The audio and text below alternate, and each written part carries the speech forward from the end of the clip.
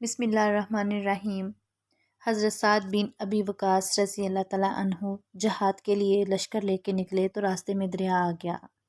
لوگ بڑے پریشان ہوئے کہ دریا کیسے عبور کریں گے۔ حضرت سعد بن ابی وقاص رضی اللہ عنہ دریا کے کنارے کھڑے ہیں، چہرے پر ذرا سی بھی پریشانی نہیں۔ سپاہیوں نے پوچھا حضور کرنا کیا ہے؟ فرمانے لگے کچھ بھی نہیں، دریا پار کرنا ہے۔ سپاہی کہنے لگے کس طرح پار کرنا ہے؟ آپ رضی اللہ تعالیٰ عنہ فرمانے لگے دیکھ لو کس طرح پار ہوتا ہے۔ اقبال کہتا ہے دشت و دشت دریا بھی نہ چھوڑے ہم نے، بحرۂ ظلمات میں دوڑا دیے گھوڑے ہم نے۔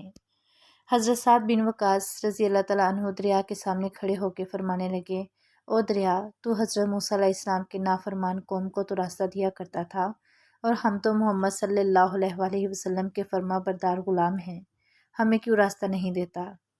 دریا نے راستہ چھوڑ دیا، اندر گھوڑے دوڑائے، گھوڑے دریا کے اس پار آ گئے۔ حضرت سعد بن ابی وقاص رضی اللہ عنہ فرمانے لگے میرے محبوب کے صحابہ تمہاری کوئی چیز تو نہیں رہ گئی دریا میں؟ تو ایک صحابی کہنے لگے میں جلدی سے نکل آیا تو مٹی کا ایک پیالہ گر گیا ہے۔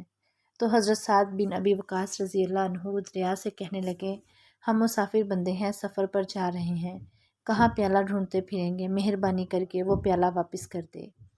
ایک لہر آئی اور پیالہ بھی واپس کر دیا۔ اس واقعہ کو اہل فارس حیرت سے دیکھ رہے تھے اور انگشتے بدحنا تھے کہ وہ دریا کی بپری موجوں کو کس پرسکون انداز سے عبور کر رہے ہیں۔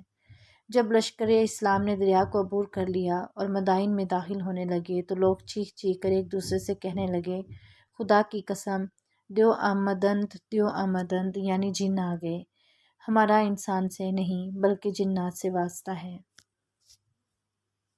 ویڈیو پسند آئے تو لائک کریں، چینل کو سبسکرائب کریں۔